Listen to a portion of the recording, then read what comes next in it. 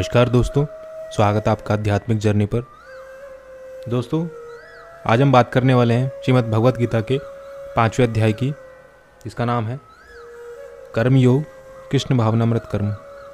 इस अध्याय में श्री भगवान बताएंगे कि कर्म कैसे करना है और किस प्रकार का कर्म करना है। तो चलिए जानते हैं दोस्तों। अर्जुन ने कहा, हे कृष्ण, पहले आप मुझसे कर्म त्यागने के लिए कहते हैं और फिर भक्तिपूर्वक कर्म करने का आदेश देते हैं। क्या आप अब कृपा करके निश्चित रूप से मुझे बताएंगे कि इन दोनों में से कौन अधिक लाभप्रद है? श्री भगवान ने उत्तर दिया, मुक्ति के लिए तो कर्म का परित्याग तथा भक्तिमय कर्म दोनों ही उत्तम है, किंतु इन दोनों में से कर्म के परित्याग से भक्ति युक्त कर्म श्रेष्ठ है। जो पुरुष न तो कर्मफलों से घृणा करता है और न कर्मफल की इच्छा करता है, वह नित्य सन्यासी जाना जाता है। हे महाबाहु अर्जुन, ऐसा मनुष्य समस्त द्वंद्व से रहित होकर भव बंधन को पार कर पूर्णतया मुक्त हो जाता है। अज्ञानी ही भक्ति को भौतिक जगत के विश्लेषणात्मक अध्ययन यानी कि सांख्य से भिन्न कहते हैं। जो वस्तुतः ज्ञानी हैं वे कहते हैं कि जो इनमें से किसी एक मार्ग का भलीभांति अनुसरण करता है वह दोनों के फल प्राप्त कर लेता है। जो यह जानता है कि विश्लेषणात्मक अध्ययन यानी कि सांख्य द्वारा प्राप्य स्थान भक्ति द्वारा भी प्राप्त किया जा सकता है, और इस तरह जो सांख्य योग तथा भक्ति योग को एक समान देखता है वही वस्तुओं को यथारूप में देखता है। भक्ति में लगे बिना केवल समस्त कर्मों का परित्याग करने से कोई सुखी नहीं बन सकता, परंतु भक्ति में लगा हुआ विचारवान व्यक्ति शीघ्र ही परमेश्वर को प्राप्त कर लेता है। जो भक्तिभाव से कर्म करता है, जो विशुद्ध आत्मा है और अपने मन तथा इंद्रियों को वश में रखता है, वह सबों को प्रिय होता है और सभी लोग उसे प्रिय होते हैं। ऐसा व्यक्ति कर्म करता हुआ भी कभी नहीं बनता। दिव्य भावनामृत युक्त पुरुष देखते, सुनते, स्पर्श करते, सूंघते, खाते, चलते फिरते, सोते तथा श्वास लेते हुए भी अपने अंतर में सदैव यही जानता रहता है कि वास्तव में वह कुछ भी नहीं करता। बोलते, त्यागते, ग्रहण करते या आंखें खोलते बंद करते हुए भी वह यह जानता है कि भौतिक इंद्रियां अपने अपने विषयों में प्रवृत्त हैं और वह इन सबसे पृथक है। जो व्यक्ति कर्म फलों को परमेश्वर को समर्पित करके आसक्ति रहित होकर अपना कर्म करता है, वह पाप कर्मों से उसी प्रकार अप्रभावित रहता है जिस प्रकार कमल पत्र जल से अस्पृश्य रहता है। योगी जन आसक्ति रहित होकर शरीर, मन, बुद्धि तथा इंद्रियों के द्वारा भी केवल शुद्धि के लिए कर्म करते हैं। निश्चल भक्त शुद्ध शांति प्राप्त करता है क्योंकि वह समस्त कर्मफल मुझे अर्पित कर देता है। किंतु जो व्यक्ति भगवान से युक्त नहीं है और जो अपने श्रम का फल कामी है, वह बंध जाता है। जब देहधारी जीवात्मा अपनी प्रकृति को वश में कर लेता है और मन से समस्त कर्मों का परित्याग कर देता है, वह 9 द्वार वाले नगर यानी कि भौतिक शरीर में बिना कुछ किए कराए सुखपूर्वक रहता है। दोस्तों, जीव के शरीर के भीतर वास करने वाले भगवान ब्रह्मांड के समस्त जीवों के नियंता हैं। यह शरीर 9 द्वारों अर्थात 2 आँख, 2 नथुने, 2 कान, 1 मुंह, गुदा तथा उपस्थ से युक्त है।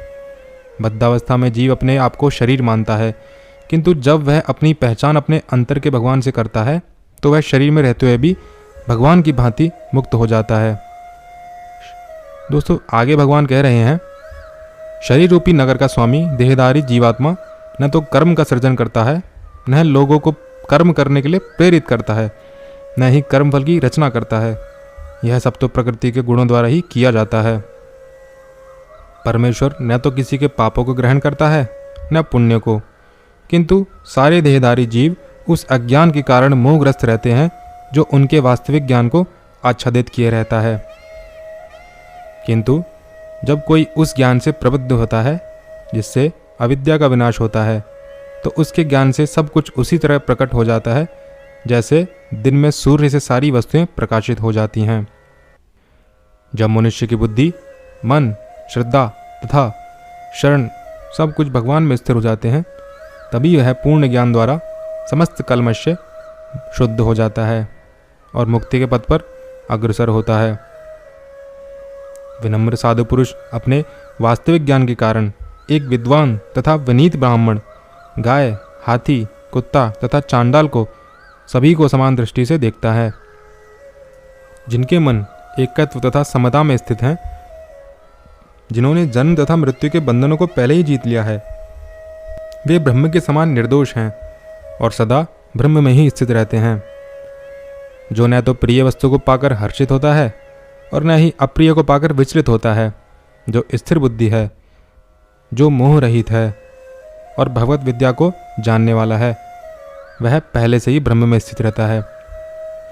ऐसा मुक्त पुरुष भौतिक इंद्रिय सुख की ओर आकर्षण नहीं होता, अपितु सदैव समाधि में रहकर अपने अंतर में आनंद का अनुभव करता है। इसी प्रकार स्वरूप सिद्ध व्यक्ति परब्रह्म में एकाग्रचित होने के कारण असीम सुख भोगता है। बुद्धिमान मनुष्य दुख के कारणों में भाग नहीं लेता, जो कि भौतिक इंद्रियों के संसर्ग से उत्पन्न होते हैं। हे कुंती पुत्र, ऐसे भोगों का आदि तथा अंत होता है, अतः चतुर व्यक्ति उसमें आनंद नहीं लेता। यदि इस शरीर को त्यागने के पूर्व कोई मनुष्य इंद्रियों के वेगों को सहन करने में तथा इच्छा तथा क्रोध के वेग को रोकने में समर्थ होता है, तो वह इस संसार में सुखी रह सकता है। जो अंतःकरण में सुख का अनुभव करता है, जो कर्मठ है और अंतःकरण में ही रमण करता है तथा जिसका लक्ष्य अंतर्मुखी होता है, वह सचमुच पूर्ण योगी है। वह परब्रह्म में मुक्ति पाता है और अंततोगत्वा ब्रह्म को प्राप्त करता है। जो लोग संशय से उत्पन्न होने वाले द्वैत से परे हैं, जिनके मन आत्म साक्षात्कार में रत हैं, जो समस्त जीवों के कल्याण कार्य करने में सदैव व्यस्त रहते हैं और जो समस्त पापों से रहित हैं, वे ब्रह्म निर्वाण को प्राप्त होते हैं। जो क्रोध तथा समस्त भौतिक इच्छाओं से रहित हैं, जो स्वरूप सिद्ध आत्म संयमी और संसिद्धि के लिए निरंतर प्रयास करते हैं, उनकी मुक्ति निकट भविष्य में सुनिश्चित है।